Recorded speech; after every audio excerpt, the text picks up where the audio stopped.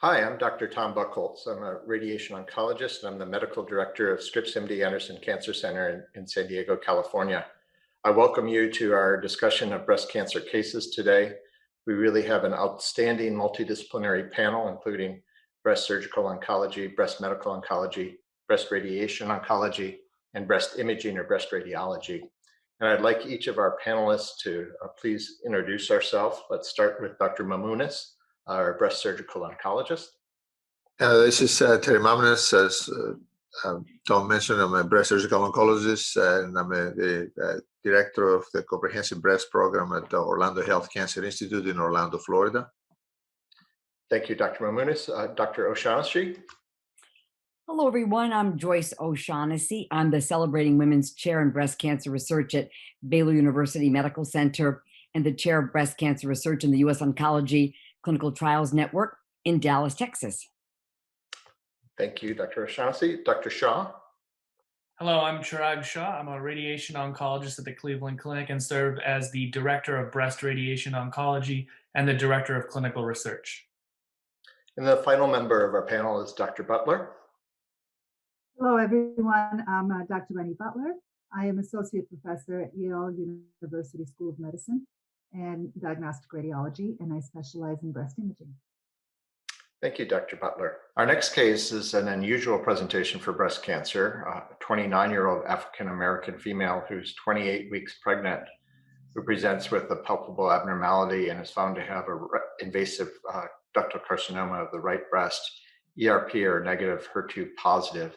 And we're going to be discussing in general the management of a HER2 positive patient in a pregnant. So again, she reported with a self-detected breast mass, and it initially was thought to be due to pregnancy-related changes, but further workup was performed. Again, she's a healthy young lady, no particular exciting components to the history except for a maternal grandmother who potentially had an ovarian cancer at an unknown age.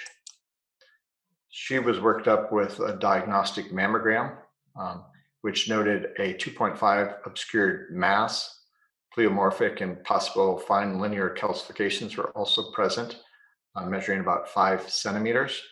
She had a targeted right breast ultrasound, again demonstrating a mass in the right breast with no abnormal lymph nodes. Here is the picture. Dr. Butler, first of all, can you comment about how your approach would be for imaging of a female presenting with a breast abnormality and during pregnancy, 28 weeks pregnant? Sure. In all of our patients who present with abnormalities during pregnancy, as well as all of our patients under 30, we would always start with ultrasound as our first line modality.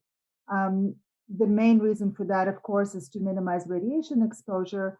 The other reason that we can see here is that young patients often have very dense breast tissue, which limits the sensitivity and the usefulness of mammography. Having started with an ultrasound, we, in a case like this, would have identified an abnormality corresponding to the palpable mass. And certainly in a situation where the clinical or ultrasound findings are suspicious for cancer, it would be appropriate to supplement the evaluation with mammography. At that point, the benefit of evaluating the full extent of disease would likely outweigh any risk from minimal radiation exposure, certainly beyond the first trimester. And in this case, it's a little bit difficult to appreciate on our screens, but there is an obscured mass in the right breast with some calcifications extending posteriorly. So there is actually a larger extent of disease that we can appreciate on the mammogram beyond what we see on the ultrasound. Say this case again did not have lymph node positivity. Do you have a little bit more reluctance about staging examinations like abdominal pelvic CT scans or other thing if she indeed were lymph node positive? Yes, absolutely. We would really only proceed to doing tests that have some significant radiation dose, such as abdominal or chest CTs, if they were clearly indicated. Okay, thank you. So a right stereotactic ultrasound biopsy was performed, again revealing an invasive ductal carcinoma, nuclear grade 3. HER2 was 2+, but FISH positive with a ratio of 2.8. She did undergo genetic germline testing because of her family history and her young age, and was found to have a germline mutation in BRCA1 gene. So in summary, she's someone presenting with, let's say, a T2N0 ER negative, HER2 positive breast cancer approach. Dr. O'Shaughnessy, what are your thoughts typically on HER2 positive disease? We start with neoadjuvant treatment. Would this be an exception, or what would be your recommended approach in our multidisciplinary? We're going to have Dr. Mamounis join in the conversation. So again, the very first thing here is the veracity of the HER2 positivity, because in germline BRCA patients, it's very, very unusual to have HER2 positive breast cancer. Maybe 2% or 5% of germline BRCA1 related breast cancers are HER2 positive.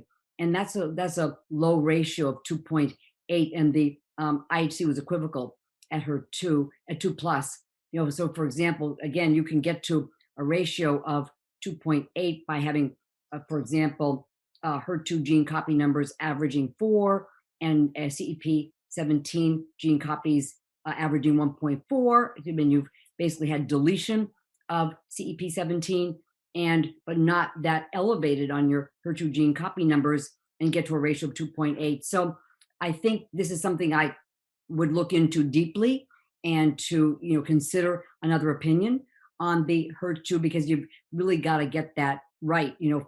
For this patient, she's much more likely to have triple negative breast cancer. And then I would have a conversation, with the surgeon. Do we start with AC chemotherapy? And MD Anderson, as you know, Dr. Buckles has done a huge amount of work looking at the safety of AC or FAC, given in pregnancy after the first trimester. So we could give her AC. We could give it to her every 2 to 3 weeks to get her close to term, so she could go ahead and deliver. On the other hand, I would be very interested in the surgeon's perspective about whether they would like to see preoperative therapy and then have her deliver her child and then go to definitive surgery, immediately thereafter, for example. But it's really excellent that we've got very good safety data on the safety of AC or a FAC-like approach, whether it be in the adjuvant if she has surgery first, or preoperatively before surgery here. Dr. Mamounis, please share your thoughts on this particular. Yeah, I would agree with Joyce. I think I would probably would ask her to give neoadjuvant therapy for this patient, and then delay surgery until she fully delivers. I don't think we should be treating this patient any different because she's 28, weeks pregnant, because she needs neoadjuvant therapy otherwise. So I would consider that. And I agree with the discussion about HER2, because if she proves to be HER2 negative, she may not even need the anti-HER therapy. So I think starting with AEC it's a pretty appropriate and safe approach, and then delay surgery until she delivers. And probably with a BRCA1 mutation, she will likely choose or be recommended to have a bilateral mastectomy, which you can do once again she delivers, and obviously probably postpone or not nurse and proceed with surgery when appropriate. So I would do that, and again do a send lymph node biopsy if the nodes are clinically negative, and bilateral mastectomy I think would be my choice. So Dr. O'Shaughnessy, if you did perform with AC and we did proceed then after delivery with a mastectomy, would this be a case if there was residual disease that you'd repeat the biomarkers, or how do we resolve this HER2 question? Should we do more biopsies up front prior to the AC? Usually we can resolve it based on the original biopsy. I will say that I do rely heavily on Dr. Michael Press at USC as my go-to person for the most in-depth analysis of HER2 by both IHC and by FISH. So I can usually get a really definitive answer from Mike, in the relatively rare situation where it really just comes out equivocal in spite of my excellent pathologist going back and counting some more cells, the HER2 FISH may still be, in a range where you're still not convinced, et cetera, particularly in the setting of a HER2 2+. We can usually get the resolution up front. It's, however, not unreasonable if there is residual disease. I think that would be reasonable to redo the markers on residual disease, particularly if there was some question up front about, gosh, is this HER2 positive or not? Because you'd really like to know that. I think, she probably is likely triple negative. And if she did not have any residual disease, if she were a pathologic complete response with AC, I still would treat her with a taxane, with paclitaxel, either dose dense or weekly after in the adjuvant setting, because though I think the data are evolving, that no matter how you get to a pathologic complete response, the outcome is similar, excellent. I don't think that's really been nailed down in a prospective randomized trial. So I would treat her with a standard taxane in the adjuvant setting, even with a pathologic complete response.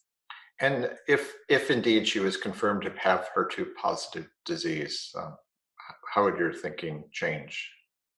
Well, I would still need to treat her with AC because it's not safe to treat with trastuzumab and pertuzumab in a pregnant woman. You get oligohydramnios, so that's contraindicated. So fortunately, AC chemotherapy is also effective against HER2 positive breast cancer. So it would be the same approach. And then after delivery, she could get TCHP or THP, depending on the results, how well the cancer responded to AC, how much residual disease there was. But if there wasn't residual disease, I still would treat her with docetaxel, trastuzumab, and pertuzumab, and do the year of trastuzumab and pertuzumab. If there was residual disease, then I would still treat her probably with TCHP. And I'm not sure I'd bring in TDM1 in that particular setting. I'd probably finish up the year of the trastuzumab and pertuzumab.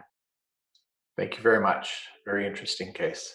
So in summary, I think the recommendation would be to reconfirm the HER2 positivity, as this is unusual for someone with a BRCA germline mutation not to have triple negative disease.